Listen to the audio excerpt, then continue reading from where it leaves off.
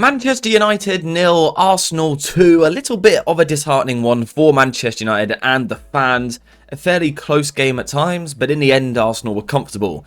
They dominated the ball, they dominated territory, and also the chances created. Although we should point out that the chances created was mostly set pieces. I don't actually think in open play United were too bad at all, and we did learn some interesting things about the side, so that is of course what we are going to be looking at today. Before we get into that, if you guys could quickly subscribe to the channel, that would be amazing. We desperately want to hit 45,000 subscribers this year, and I need your help, so if you could subscribe that would be great, and then we'll get into the video. So I want to start off with Manchester United on the ball, because particularly early on in the game, there were spells where United were trying to control the game by keeping the ball, even if it was a little bit safe. So what did we see from United in these situations? We'll start off with the goal kicks, where initially, and at times throughout the game as well, we saw the two centre-backs, De Ligt and Mazraoui, splitting either side of the goalkeeper. When we did this, Harry Maguire then moves into midfield and Ugarte drops into the double pivot. Now we know what to expect from Arsenal. Arsenal are a good high-pressing side. They like to get players forward, committed high to try and close you down to stop you playing out from the back. And the reason they can commit men so high to this is because they know if you go long, they can also dominate the physical duels. So the challenge for United was trying to play through the press. And the issue that United have, and I've had this problem with the structure for a little while, I've mentioned it on stream, is when you have your middle centre-back, Harry Maguire, go into midfield, you lack a bit of mobility, right? In terms of Andre Onana on the ball, does he really want to go to Ugarte in these areas? Maybe, but it's not ideal. But do you want to go into Harry Maguire? You know, does he have the mobility, the quick feet, the deceptive play to move away with the ball in these situations? Not really, and as a result, it meant that United were often forced to play a little bit wider to the centre-backs, and then we kind of get funneled down one side of the pitch. And we know that when the ball gets wide in these situations, it is much easier for the opposition to squeeze over man-to-man, lock you off to one side, and it made it a little bit difficult and a little bit stodgy for United in these areas.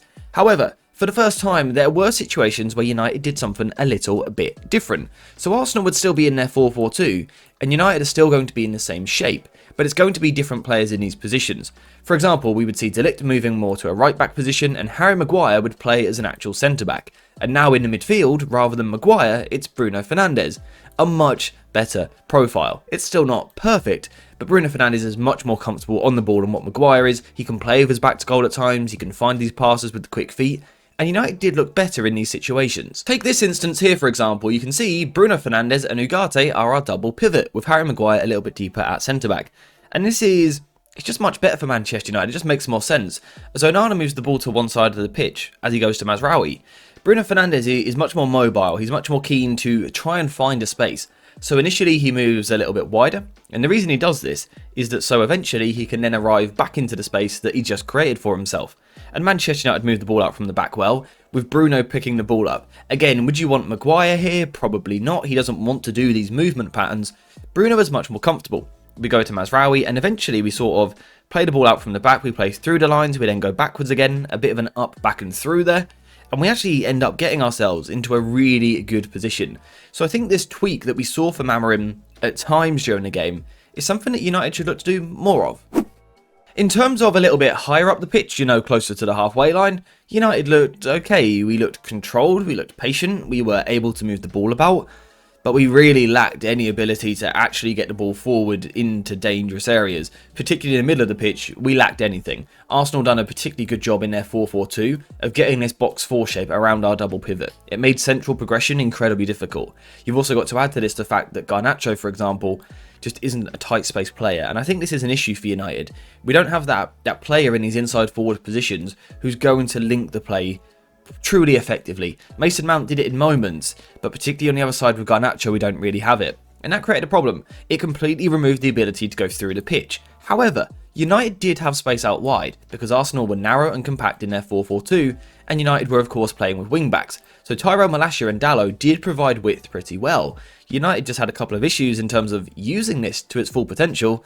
One of those issues was that there were situations where the long pass wasn't good enough. Bruno and Ugarte were both guilty of a couple of poor long switches when that ball was really on to attack Arsenal. And the other issue is, when we do get into this wide position, you just look at the dynamics we've got in this particular game, the personnel, you're going to struggle to break down one of the best defences in the world. Tyrell Malacia and Garnacho, good players, right, but are they really going to trouble Timber, Partey, Saliba? You wouldn't think so. And on the other side, Dalot and Mason Mount, again, good players, good athletes, good technical players. But do you really back them to come up with a combination to break down Zinchenko, Kiri or Declan Rice? Probably not. So that was the issue for United. We were controlled on the ball, but it was all very safe. We didn't really explore much moving forward in terms of final third. We saw very little. Ruben Amorim mentioned the lack of patterns in the final third, which happens with the lack of training time. But you could see with the patterns not there and not having the greatest individuals, it was a real struggle for United on the ball. We were patient, we kept it well, it was controlled, but no real threat. Now, speaking of lack of threat, we actually saw something similar for Arsenal, particularly in open play. They actually struggled to really hurt Manchester United, although there was one big difference in the way that the two teams set up, and that was that Arsenal were really able to play out from the back regularly and move the ball forward, whereas we've seen already United struggled in moments. The reason Arsenal were able to play the ball forward so easily was because Ruben Amorim was a little bit cautious. He was a little bit passive with his setup. United often only had 3 players pressing, and we can see that Arsenal got the goalkeeper, the back 4, occasionally a midfielder or 2 as well. United were just outnumbered in these positions. You're never really going to get pressure on the ball. However, that isn't too much of an issue, because it does mean Manchester United can drop a little bit deeper into a compact shape, dropping it off into these areas. Now, in terms of how Arsenal are going to approach this, it's nothing new. We know that they often like to build possession with a back 3. Although what was interesting was that sometimes they then went with a line of 3 in the midfield. But perhaps that's a conversation for another day. Perhaps on a different channel. We'll see. But anyway, you can see that Arsenal are going to dominate the ball when they've got this because United aren't really applying pressure. But in terms of for Arsenal trying to be ambitious, trying to play through the lines, trying to move the ball forward, they couldn't really do it. And that's because Manchester United did a really nice job of marshalling these central areas. The back 5 would drop off a little bit deeper, and Garnacho, Højlund, Mount, Bruno Fernandes and Ugarte done a really nice job of being close to each other, shuttling, cutting passing lanes, being compact, covering a lot of ground. It was actually really good. You can see it here. 4 players across the middle there, and even where there does look like there's a bit of a gap, the United players are going to cover it. Bruno Fernandes and Ugarte in particular got through so much work. They deserve so much credit for the intensity that they showed in this game.